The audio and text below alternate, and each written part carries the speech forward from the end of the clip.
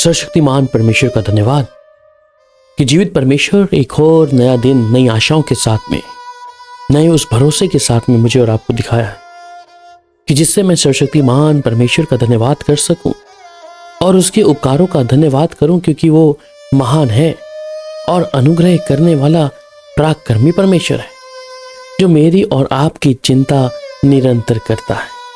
आइए आज के प्रतिदिन के आत्मिक मन्ना पर मनन करें। नीति वचन 10 अध्याय और उसकी 29 आयत। धर्मी जन के लिए यहोवा का मार्ग शरण स्थल है, किंतु जो दुराचारी है उनका ये विनाश है।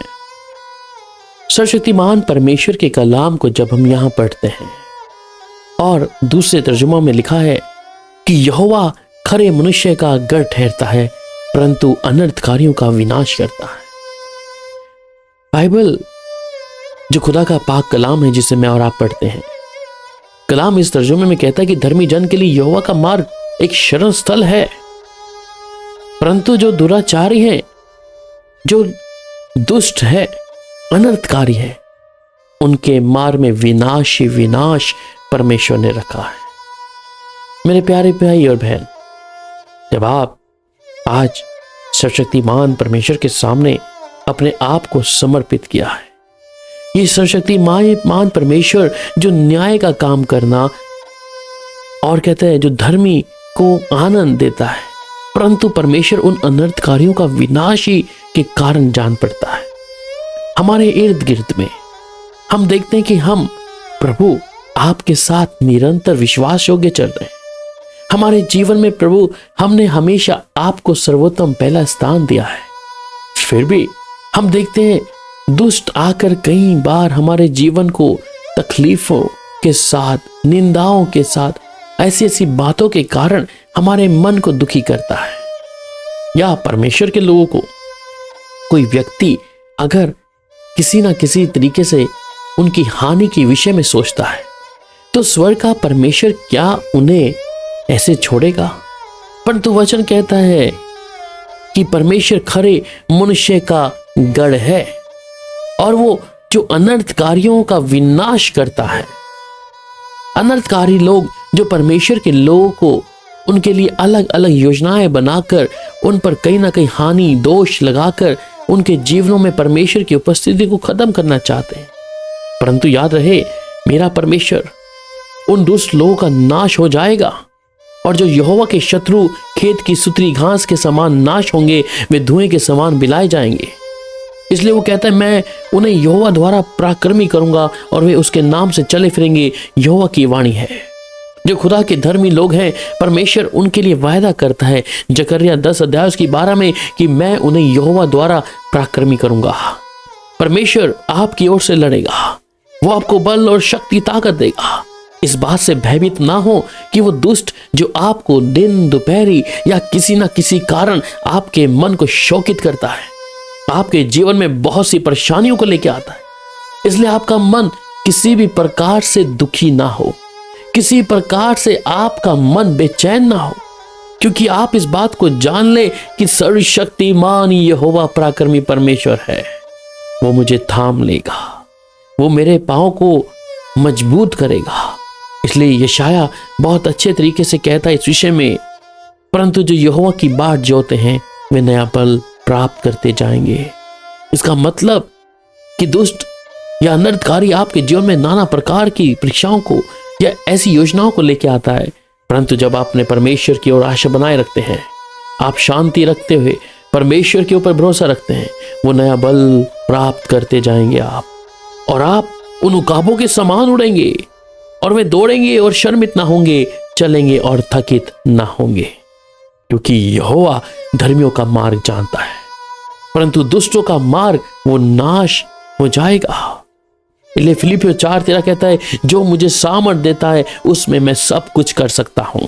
वो सर्वशक्तिमान परमेश्वर आपके जीवन में, आपके पास बहुत अनुभव होंगे कि परमेश्वर ने आपको कैसे कैसे संभाला है, आपका परमेश्वर कैसे आपको सामर्थ देके खड़ा किया है।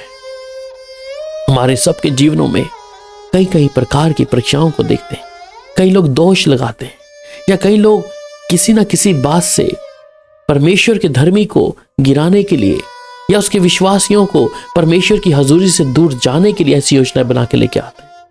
पर आज मैं आपके लिए कहता हूं, आपको जो सामर्थ देता है परमेश्वर, उसमें आप सब कुछ कर सकते हैं। उसका कोई भी तीर खुदा के लोगों को नहीं चलेगा। इसलिए वो दुष्ट जो घास के समान फूलते और फलते हैं और सब अनर्थकारी जो प्रफुल्लित होते हैं, ये इसलिए होता है कि वे सर्वदा के लिए नाश हो जाएं।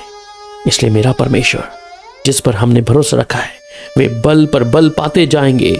उनमें से हर एक जन सियोन में परमेश्वर को अपना मुंह दिखाएगा।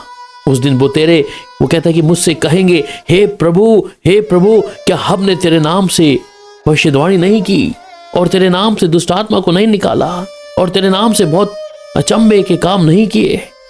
उस दिन भी ऐसे लोग होंगे जो इस बात की घोषणा करेंगे, परंतु परमेश्वर कहता है वे अनर्थकारी गिर पड़ेंगे और वो ढकेले जाएंगे और फिर उठ ना पाएंगे। इसलिए जब यहोवा पे आप पर भरोसा है, आपका शत्रु, आपके वे लोग जिनके बीच में आप रहते हैं, परंतु बहुत सी बातों को आपको सुनना पड़ता है, वो शत्रु आपके घर के लोग हो सकते हैं, आपके तमाम वे लोग जिन पर आपने बहुत भरोसा किया है, परंतु आप धर्मी हैं तो एक भी आंच आपके ऊपर आने न देगा परमेश्वर। क्योंकि वो कहता है रोमियो 2:8 में, पर जो विवादी हैं और सत्य को नहीं मानते वरन अधर्म को मानते हैं, उन पर क्रोध और कोप बढ़ेगा, परंतु धर्मी जन लहलाते हुए उकाबों के समान उड़ेंगे। परमेश्वर का धन्यवाद करें उस प्रभु का कि वो मेरा बल और शक्ति और ताकत है। आइए मेरे प्रिय भाई, मेरी प्रिय बहन, अपने मन को उदास ना करें, परंतु आज यहोवा पे भरोसा लेकर उस प्रभु को हर एक काम करने के लिए अपने जीवन में प्रभु को मौका दें। प्यारे पिता, आपका धन्यवाद। मेरे प्यारे प्रभु, इस समय कोई भी भाई या बहन प्रभु दुश्मन, शत्रु, अनर्थकारी जो योजनाएं तेरे अजीज धर्मी लोगों के लिए बनाया है, आज वो योजनाएं निकम्मी ठहर जाएं। आज ही तू ऐसे लोगों के जीवन में प्रभु जो तेरे धर्मी हैं, अपने दयावंत हाथ को बढ़ा प्रभु, उनके जीवन के हर एक शत्रुओं को प्रभु आज परास्त कर कि तेरा क्रोध उनके ऊपर आ पड़े प्रभु, जिससे खुदा तेरे धर्मी लोग लहलाते हुए तुझ पर भरोसा रखते हुए तेरे साथ चल सके और वो फलवंत होते जाए प्रभु।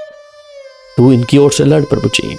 दयावंत अनुग्रह करने वाले परमेश्वर, हम आपका धन्यवाद करते हैं कि खरे मनुष्य का तू गढ़ ठहरता है, परंतु अनर्थकारियों का विनाश होता है।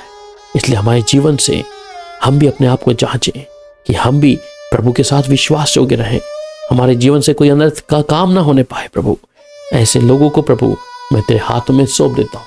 ऐसी प्रिय बहन को प्रभु, ऐसे प्रिय भाई को प्रभु जो इस समय इस प्रार्थना को सुन रहा है प्रभु, कि अगर उससे कोई अनर्थ का काम हुआ है तो आप उसे क्षमा करें।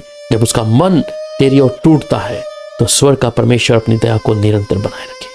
प्यारे पिता, आपका धन्यवाद प्रार्थना सुनने के लिए प्रभु यीशु के मधुर और मीठे नाम में, आमीन।